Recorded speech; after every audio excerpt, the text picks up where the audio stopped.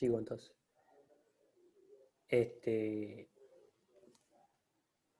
Bueno, la cuestión que nosotros lo que les decía es que en el chorro de agua que venía no consideramos la fricción, entonces esta fuerza, este intercambio superficial, que es una fuerza de fricción que le hace el fluido al otro, no lo estamos contemplando. Entonces el término era cero. Entonces las fuerzas exteriores era lo que aparezca nomás de reacción. ¿Sí? Bueno, que era por la cuestión es que, bueno, si meto teorema de transporte, ¿qué es lo que pasa? A ver si pongo acá. Bueno, primero, si meto teorema de transporte, acá esto se va a transformar en dos términos. ¿Ok? Y uno de los términos se va a compensar con este. ¿Bien? Usted interrumpa si tienen preguntas, ¿sí? Después, falta ver qué es lo que es el gamma S, que es el intercambio superficial, y falta ver lo que es el gamma B. El gamma B ya les adelanto que es la fuerza de volumen que va a ser en general la fuerza gravitatoria. ¿Ok? Bien. Ahora vamos a ver qué es el gamma S. Entonces, primero, ese gamma S, yo le había explicado un poquito, le había hecho una introducción a lo que era el tensor de tensiones. Entonces, el tensor de tensiones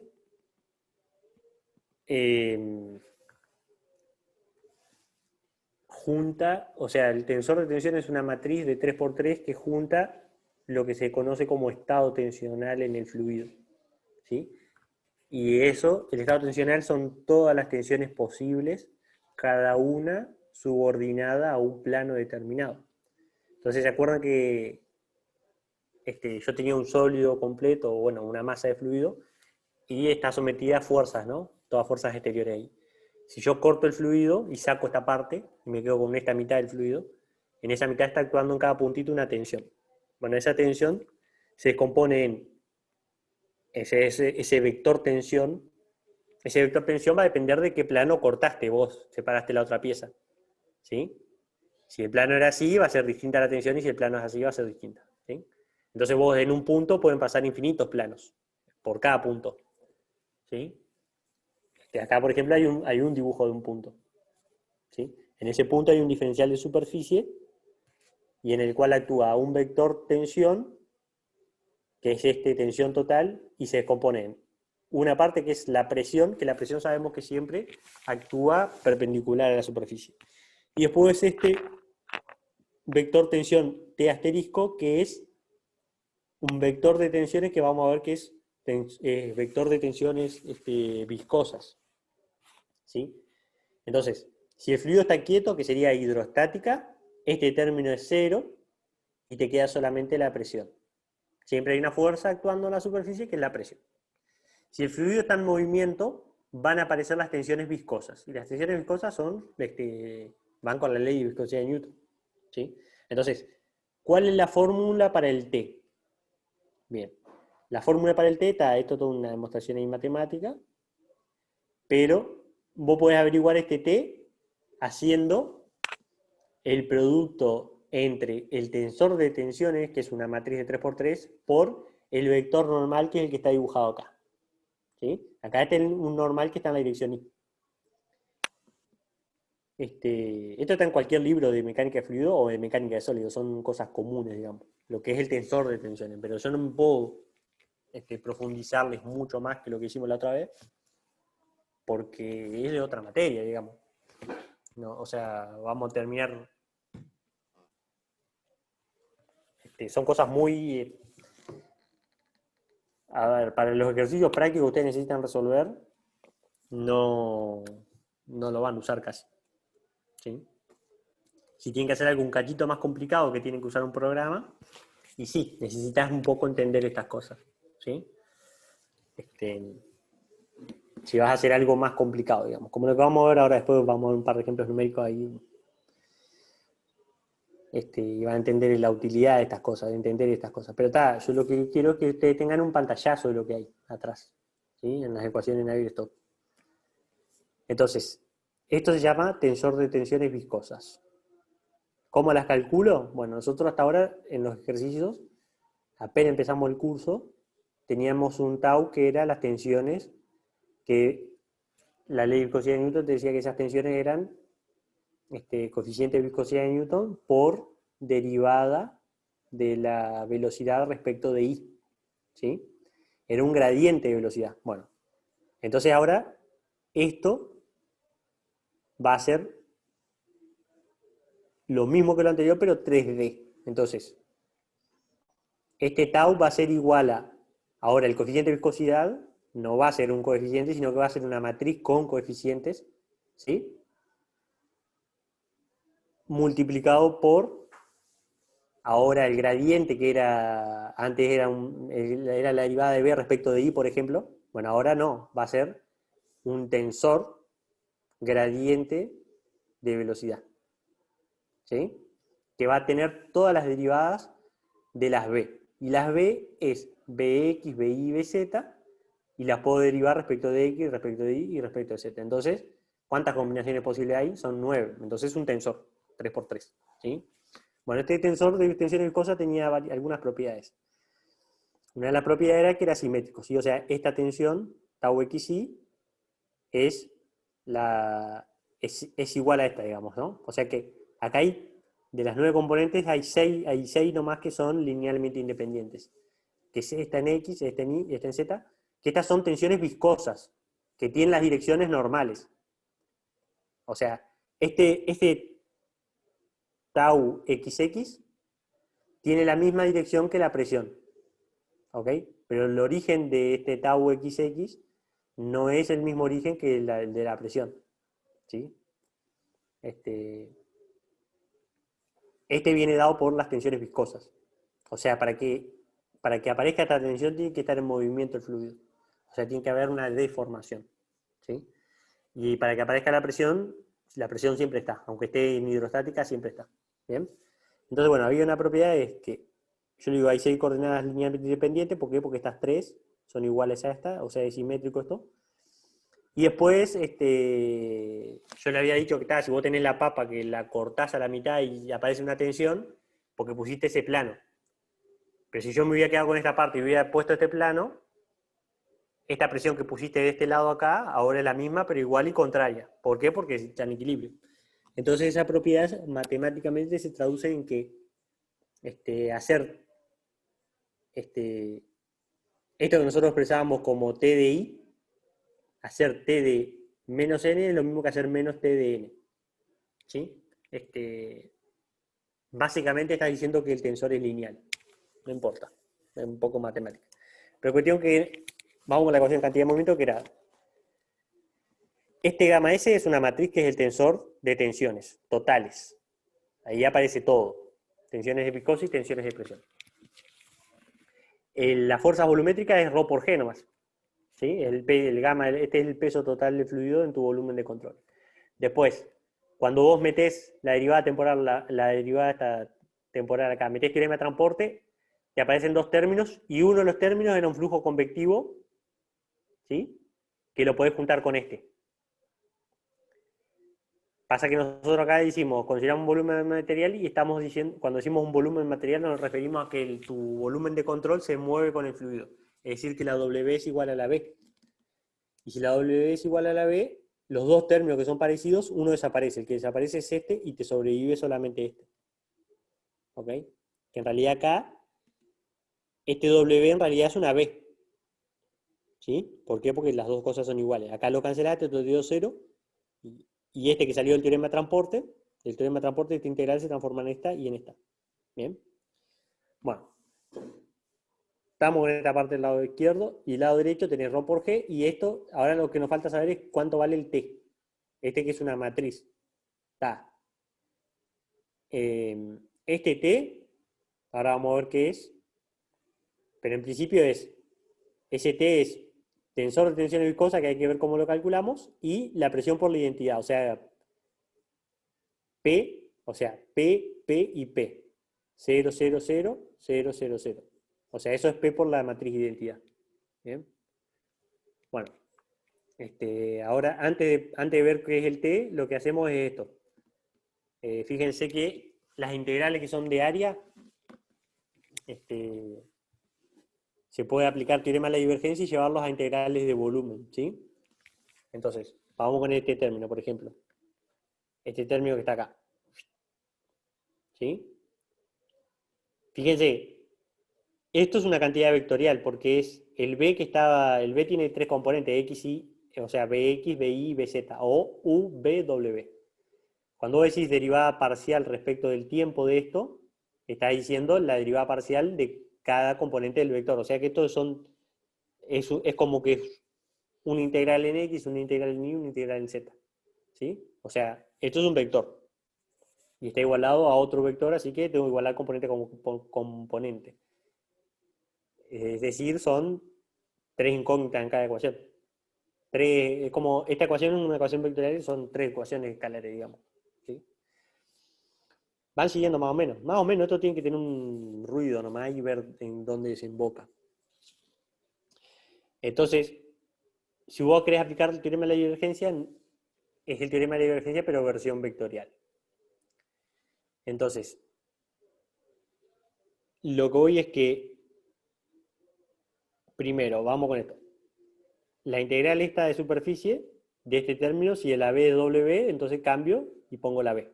¿Ok? Ahora, si querés aplicar el teorema de la divergencia en versión vectorial, esto se transforma en esto. ¿Sí? ¿Y qué pasa? Para ser consistente con esto, que esto es un vector, este término que estoy transformando, esto tiene que ser un vector. Si estoy integrando en el volumen, tiene que ser un vector. Entonces, y acá, si acá tengo un producto tipo escalar, esto tiene que ser una matriz. ¿Para qué? Para que si una matriz la multiplico escalarmente con un vector, el resultado va a ser vector. ¿Sí? Esto es análisis 2, digamos. Entonces, esto es un operador que ustedes no vieron en análisis 2. No sé por qué, no se lo ve. Pero es el gradiente de un vector. Ustedes están acostumbrados a el gradiente de un campo escalar. Bueno, este es el gradiente de un vector. El gradiente de un vector sería el gradiente de cada componente del vector. Entonces, cuando voy a decir gradiente de B, te está refiriendo a gradiente de U, que es un campo escalar, esto sí lo saben de análisis 2, gradiente de B y gradiente de W. Entonces, esto tiene tres componentes, tres componentes y tres componentes. Entonces, tiene una matriz de 3×3. Esto se llama tensor gradiente de velocidad. ¿Sí? Y esta T es de traspuesto. ¿Ok? Entonces, primero, hasta acá es esto, ¿no? Queda así. Ahora, el primer término del lado derecho, que es este no hay que hacer nada, ya está. G es el vector que es 0, 0, menos 9,81. La tercera componente, ¿verdad? O sea, es 0, 0, G. G en Z nomás tiene. ¿Sí? Si quieres que Z es. Si tomás tu eje vertical que apunta al centro de la Tierra como el eje Y, bueno, entonces sería 0G0. O 0, 9,81, 0. Bueno, así que no hay que hacer nada, hay que ver este término. ¿Este término cómo queda? Ese término, n por t, si t es simétrico, entonces hacer n por t lo mismo que t por n. Bárbaro.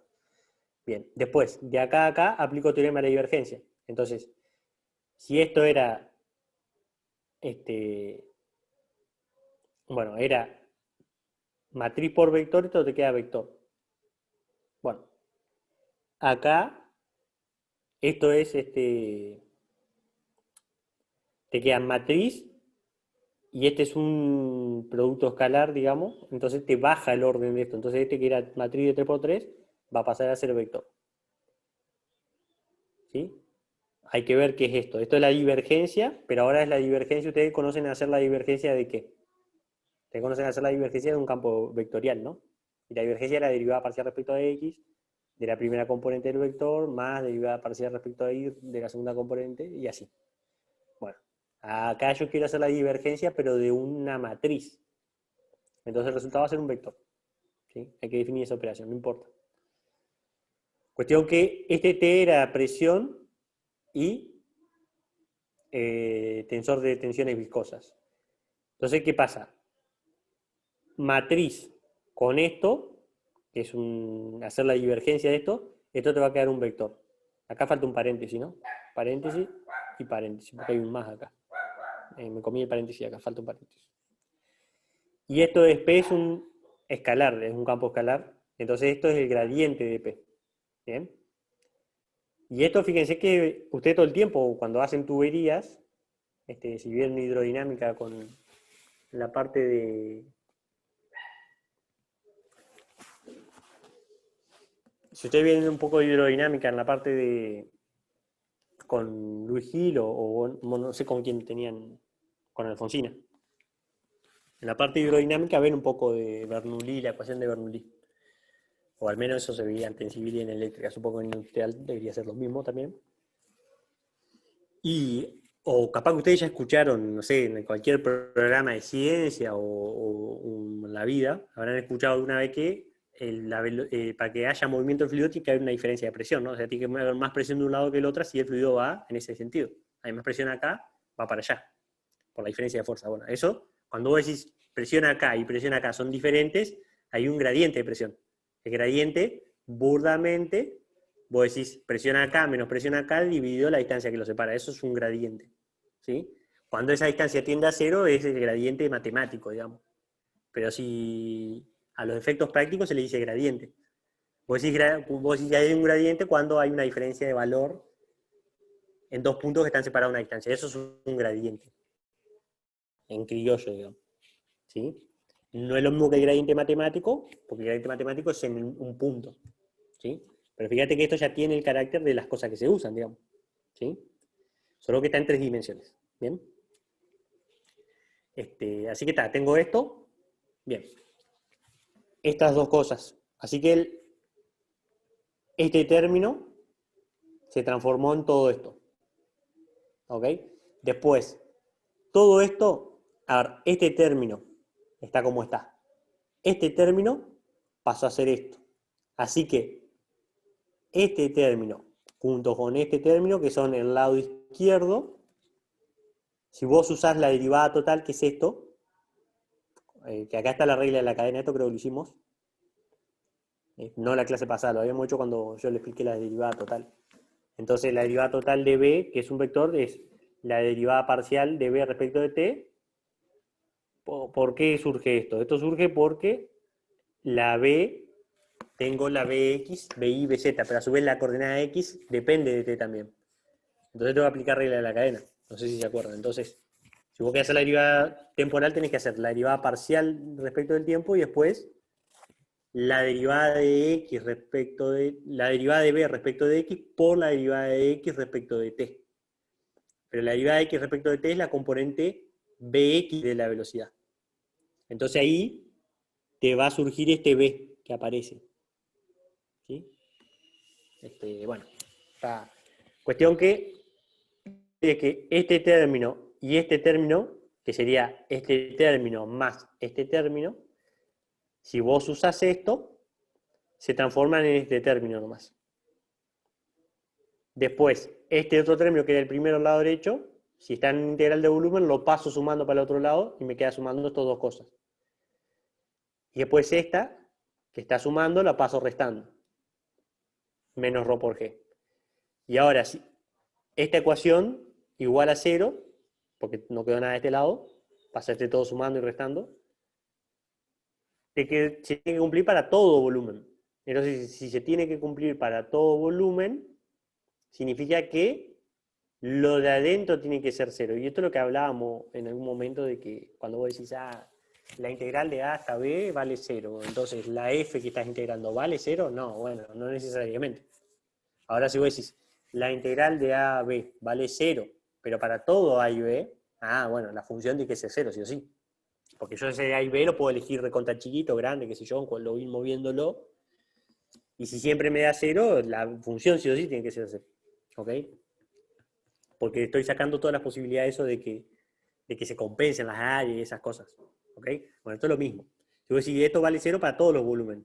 Entonces, si en un volumen justo te da 0 porque se compensan toda la fuerza, en realidad no, se tiene que compensar punto a punto, eso es lo que te dice. Entonces, esto es importante, este razonamiento es importante, esto del volumen arbitrario que dice acá, permite pasar de la forma global, que sería en tu dominio general, a puntito adentro del dominio. ¿Ok? ¿Sí? Entonces, de esto paso a la ecuación diferencial. Y esta ecuación diferencial es la que vos metés como input en un programa. ¿Sí? En realidad en un programa te dice, vos querés usar un programa de fluido para ver, qué sé yo, para dimensionar una válvula o para diseñar una válvula, si es que le toca diseñar una válvula. Es difícil que les toque eso, pero les puede tocar, no sé, uno no sabe dónde va a terminar, ¿no?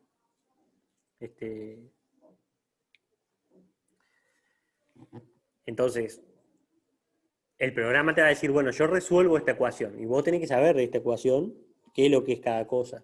En realidad deberías saber qué es lo que hace el programa. Pero a veces en general la gente no sabe lo que hace el programa y directamente sabe los resultados que da y sabe un poco de la práctica, ¿no? Eso es lo que ustedes tienen que saber de... O sea, si el programa tiene un resultado, tiene que identificar, mira, está dando cualquier cosa, verdura, está mal eso. Hay un error en algún lado. Y vos sabés porque sabés la física, sabés lo que tiene que dar más o menos, y no sabés cómo hace el programa. Pero está, bueno, el programa te va a mostrar, yo resuelvo esta ecuación, y vos tenés que saber qué ecuaciones te resuelve. Lo que sí tenés que saber de input para el programa es las condiciones de contorno. Entonces, que no sé, que son las presiones en los bordes, porque, por ejemplo, en la válvula vas a tener la presión que la podés medir antes y la presión que la podés medir después poniendo manómetro, ¿no? Antes la válvula, después la válvula. Bueno, cuestión que esto es importante porque te permite pasar de la forma global a la forma local, punto a punto. Y esto es una ecuación diferencial vectorial. ¿Sí? Bueno, ahora vamos con o sea, esta es la ecuación de cantidad de movimiento. Después, nosotros en los ejercicios siempre usábamos la ecuación de continuidad también. ¿Bien? Entonces la ecuación de continuidad era esta. Era el balance de la propiedad intensiva, solamente que no hay intercambio. ¿Por qué? Pues la masa no se crea ni se destruye. Entonces, la variación temporal de la acumulación tiene que ser igual a lo que entra y lo que sale. Bueno, pero cuando pasamos a la parte local en vez de la parte global, que es la integral, esto es lo que varía temporalmente la densidad, o sea, la masa punto a punto, tiene que ser igual a la divergencia en el punto. La divergencia en el punto es el flujo de masa que está saliendo de un punto o entrando a un punto. ¿Sí? Bueno, esas dos cosas, lo que está saliendo masa tiene que balancearse con la variación temporal de eso. Bueno, ¿qué pasa? Si es incompresible el fluido, la densidad es constante. Entonces, esta derivada es cero, ¿sí? Se tacha, esto va a cero, y esto no cambia con la posición, así que lo saco fuera de la derivada y me va a quedar divergencia de B igual a cero. Esto se llama restricción de incompresibilidad. Entonces, un fluido es incompresible cuando divergencia de B igual a cero. ¿Bien? Bueno, eso tiene unas implicaciones matemáticas, pero no importan acá. Bien. Eso por un lado. O sea que las ecuaciones de Navier-Stokes son la ecuación de conservación de cantidad de movimiento y la ecuación de conservación de masa, para un flujo incompresible. ¿Tá? Si el flujo es compresible, bueno, acá puede ser que aparezca algo más, y acá esto queda así como está. La de masa va a quedar así como está, solamente que el ρ puede cambiar si es compresible. Bien, ahora vamos con de dónde sale este tau. Las tensiones viscosas, que sería la ley de viscosidad de Newton, pero en 3 dimensiones. Entonces, primero para hacer eso, habíamos empezado a ver esto. Lo vimos, todo lo vimos el otro día, en la última clase. Bueno, vieron que aparecía en la ecuación, aparece el gradiente. Así está por acá. Bueno, no está. Todavía no está. Bueno. Si ustedes se acuerdan, cuando vimos la primera parte del curso, la ley de viscosidad de Newton era el tau en la dirección de las placas. Vos tenías flujo entre placas paralelas. El tau era igual a menos coeficiente de viscosidad por derivada, la derivada de la velocidad respecto de i. Pero hace que tenía solamente velocidad no nula en dirección x, que le llamábamos v directamente. Entonces vos decías derivada de v respecto de i por la coeficiente de viscosidad, y eso te da el tau. ¿Sí? Y un signo negativo ahí porque se opone al movimiento, nada más. Bueno, entonces si yo quiero hacer algo en 3D, primero necesito saber calcular cuánto vale el equivalente en 3D de esa derivada de B respecto de I. Bueno, acá va a ser, la B en realidad ya no es más B, sino que es UBW o BX, BY, BZ. ¿Bien? Entonces necesito saber lo que es el gradiente de B. ¿Sí? Bueno, entonces el gradiente de B, primero lo que voy a hacer es esto. Esto es un poco matemática, ¿sí? Es hacer un Taylor, pero un Taylor vectorial. ¿Bien? Entonces, primero, la velocidad, en este punto vale algo. Bueno, yo quiero calcular la velocidad de acá. Bueno, la velocidad acá la puedo expresar como la velocidad de acá más una aproximación de primer orden por la distancia. ¿Ok? O sea, hacer Taylor de primer orden. Entonces, ¿cómo es eso? Bueno, la Bx en posición R, fíjate, la posición R está marcada desde el origen acá. La posición R0 es esta. Y este es un H, una distancia, ¿sí? El X menos A de análisis 1, bueno, acá es H. Entonces, la B en R a tiempo t, la puedo calcular como la B en R0 más el gradiente de la B en R0 por R menos R0, más algo que lo voy a tirar. Esto tenía la hessiana, ¿viste? De un medio de la hessiana por el vector al cuadrado. Que poníamos el vector hessiana y el traspuesto, bueno. Pero tal, de todos modos yo quiero la aproximación de primer orden, así que esto lo tiro. Pliquete. Así que este de acá es Taylor de primer orden de un campo escalar que es el Bx. Bueno, lo mismo hago con Bi, lo mismo hago con Bz. ¿Sí? Entonces, si junto esto, vectorialmente me va a quedar la B vectorialmente es igual a la B vectorialmente en R0 más una matriz producto escalar, este vector que es R menos R0, que es el vector H. ¿Sí? Cuando haces R menos R0 te da esta distancia, este vector. ¿Sí? Desde acá para allá. ¿Bien? Bueno, entonces, este gradiente es gradiente de Bx, gradiente de Y, gradiente de Bz. Eso es esto. Gradiente de Bx, gradiente de Y y gradiente de Bz. Y este es su traspuesto. Pliquiti, pliquiti, pliquiti. Entonces, la expresión vectorial para Taylor es la velocidad en la posición esta es igual a la velocidad en R0 más gradiente de velocidad traspuesto. ¿Por qué? Porque lo definimos así nosotros. Si vos podés definir este como el traspuesto y este como el original, y acá va a poner el B original. O sea, esto es una definición, ¿sí? Se define el traspuesto así. Y el original así, ¿ok? Que esto es antinatural, ¿no? Porque uno lo que piensa es, si yo tengo gradiente de un vector, es gradiente en la primera componente, gradiente en la segunda componente y gradiente en la tercera componente. Y acá el traspuesto es eso. Pero está, es un tema de definición, ¿sí?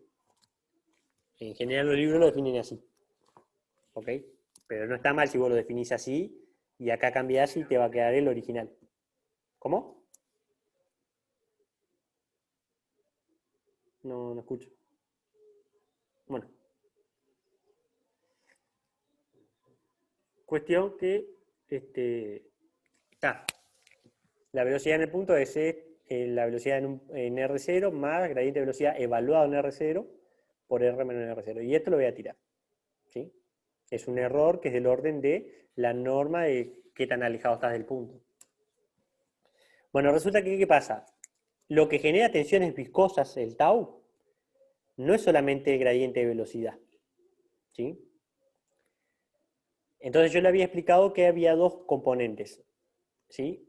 Este gradiente de velocidad, para ver cuáles las tensiones viscosas efectivamente, tengo que ver tensiones que sean de corte nomás. Entonces, resulta que el movimiento en un fluido, porque este gradiente de velocidad me da cómo se mueve el fluido, cómo se movió, cómo varió la velocidad en el tiempo, en la posición, digo. Entonces, ese movimiento lo tengo que descomponer en un movimiento rígido y una deformación pura. Entonces, hay un teorema que te dice que toda matriz se puede descomponer en una parte simétrica y una antisimétrica. Y después se puede probar matemáticamente de que la parte antisimétrica es una rotación pura, o sea, una rotación de cuerpo rígido. Entonces, para que haya tensión viscosa tiene que haber un deslizamiento relativo entre las partículas. Y un movimiento rígido no hay deslizamiento relativo entre partículas. Entonces, lo que se ocupa de movimiento relativo, lo que respecta a movimiento relativo entre partículas, es solamente la parte simétrica, que es esto. Entonces, si vos haces un medio de esto más un medio de esto, efectivamente te va a devolver esto. Si haces la cuenta, te va a devolver esto. Entonces, para definirme este tau, lo único que voy a usar es esto, lo que es realmente deformación pura. Entonces, la ley de viscosidad de Newton va a ser igual a menos mu, ¿sí? En el caso más simple es que la viscosidad es la misma en todas las direcciones. Un fluido isotrópico, misma propiedad en todos los sentidos. Bueno, entonces voy a tener directamente un mu. En un fluido un poquito más complicado, esto va a ser una matriz también. ¿Ok? Pero en general, en la práctica, en las simulaciones que yo hago, por ejemplo, el mu es siempre el mismo, es constante. ¿Bien? Entonces, el tensor de tensión viscosa es esto por este que se llama tensor gradiente de deformación. ¿Sí? Este se llama tensor gradiente de velocidad traspuesto y esto se llama tensor gradiente de deformación. Y el tensor gradiente de deformación es la suma del tensor gradiente de velocidad traspuesto más el gradiente de velocidad común. ¿Sí? ¿Ok? Entonces. Y el fluido es isotrópico, sería mu. Si el fluido isotrópico, así es mu. Pero si el fluido, qué sé yo, tiene otras propiedades tixotrópico o tiene, qué sé yo, no es newtoniano, empiezan a cambiar estas cosas y esto en realidad la expresión de tau es otra. O sea, fíjense, esto lo que voy es que esto de acá es tal cual la ley de viscosidad de Newton que vimos al principio del curso, solamente que en 3 dimensiones. Nada más. Hay muchas hipótesis de acá para poder hacer esto. Pero está, escapan, digamos, al curso. Entonces, ¿cómo queda esto cuando lo meto acá dentro de la ecuación? Porque a esto le tengo que hacer la divergencia encima. Entonces, si acá ya me aparecen las derivadas, cuando le hago la divergencia a esto, es hacerle la divergencia a esto y hacerle la divergencia a esto. Entonces, van a aparecer derivadas segundas. ¿Sí? Bueno. Entonces, divergencia de tau es divergencia de esto. Es decir, es mu por divergencia de esto que es como yo definí el tensor gradiente de formación. Acá falta el título, hay que cambiarle. Porque esto venía de este tensor de acá. Bueno. Cuando vos vas a hacer la divergencia, porque esto es una matriz, ¿ok? Esta matriz ya es la que está anotada acá. ¿De acuerdo? Esta es una y esta es la otra. Si vos haces la divergencia de una matriz, que es una operación vectorial, digamos, ¿no? De cálculo vectorial, digamos, te va a quedar te van a aparecer cosas, ¿sí? Pero se puede probar de que si el fluido es incompresible, es decir, si la divergencia es nula, la divergencia de B. Entonces, cuando vos haces la divergencia de este más la divergencia de este, te da el laplaciano de B. Cuando yo digo laplaciano de B, me refiero al laplaciano de la componente en X, el laplaciano de la componente en Y y el laplaciano de la componente en Z. Ahora vamos a ver qué es el laplaciano. La laplaciano es la derivada segunda respecto de X dos veces, más derivada segunda respecto de Y dos veces, más derivada segunda respecto de Z dos veces. ¿De quién? De el escalar. El escalar que va a ser Bx, Bi y Bz. O sea, esto es laplaciano en cada dirección. Entonces, esta ecuación, si el fluido es incompresible y newtoniano, se va a transformar en esta. ¿Sí? Entonces, variación temporal de B. Acá una derivada primera por B.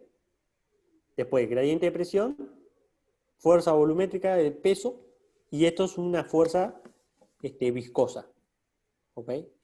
Resulta que, si ustedes se acuerdan, en la ecuación de advección-difusión, este era un término advectivo, que es, esto se está advectando con B. Y es no lineal, ¿por qué? Porque esto contiene B, este campo escalar, gradiente, o sea, nosotros lo que conocíamos era gradiente de phi, producto escalar B. Ese era el término advectivo. Bueno, acá el gradiente de B, la misma incógnita es la que está transportándose a sí misma, digamos. Entonces esto es no lineal, eso es un problema. Un problema en Navier-Stokes que hay que resolver. Es complicada la ecuación porque no es lineal. Por eso no tiene solución analítica esto. Te que hacer resolverlo numéricamente nomás. Y después tenías un término, los términos que tenían derivada segunda eran términos difusivos. Entonces tenía advección y difusión. Y bueno, y después me aparecen las fuerzas. Estos son fuerzas, que sería como una fuente. ¿Sí? A veces esto se le llama fuente directamente. ¿Se acuerdan que la ecuación de advección y difusión tenía advección y difusión sola o advección y difusión con fuentes? Bueno, esto se puede tomar como una fuente. Estas son las ecuaciones de conservación de cantidad de movimiento de forma local. No como los ejercicios que hicimos eran las ecuaciones integrales. ¿Bien? Bueno, ahora esta ecuación que es vectorial porque es componente a componente, la puedo descomponer así, ¿ok? Ahí están las componentes. Estas son, o sea, si a esto le agrego la ecuación de continuidad que es divergencia de B igual a 0, son las ecuaciones, lo que se conoce como ecuaciones de Navier-Stokes. ¿Sí? Entonces, es una ecuación acá que la incógnita es U y P, pero es una ecuación. Acá la ecuación es, las incógnitas son B y P. Y acá las incógnitas son W y P. Pero fíjense que también aparece la U, la B y la W. Es decir, en total, ¿cuántas incógnitas tengo acá? Tengo U, B, W y después P. Son 4 incógnitas. Me falta una ecuación más. La ecuación que me falta es la ecuación de continuidad. Divergencia de B igual a 0. Y fíjate que en la componente Z nomás aparece esto de la fuerza gravitatoria. ¿Sí? Que es el gamma, el peso hacia abajo. ¿Bien? Bueno. Estas ecuaciones se resuelven numéricamente. O sea, analíticamente no se pueden resolver. Salvo casos muy simples. Unidimensional. Que es hacer el flujo entre placas paralelas y todo eso que lo hicimos al principio del curso. Pero estas son las ecuaciones originales, digamos. Bueno. Después de acá, todo lo que sigue son solamente ejemplos. Ejemplos numéricos que quiero que vean dónde se aplican estas cosas y dónde ustedes las podrían llegar a aplicar algún día. ¿Ok? Cuando se corten se conectan de vuelta. O si quieren, antes de empezar esto, porque queda un minuto, cortamos y porque ahora quedan videos nomás y se termina la clase, no hay más, no los atosigo más con fórmula, creo. Si quieren cortamos y ya arrancamos a ver todo lo que sigue, así de una y terminamos la clase, ¿ok? Así que voy a finalizar la reunión y se conectan de vuelta, ¿ok? Bueno,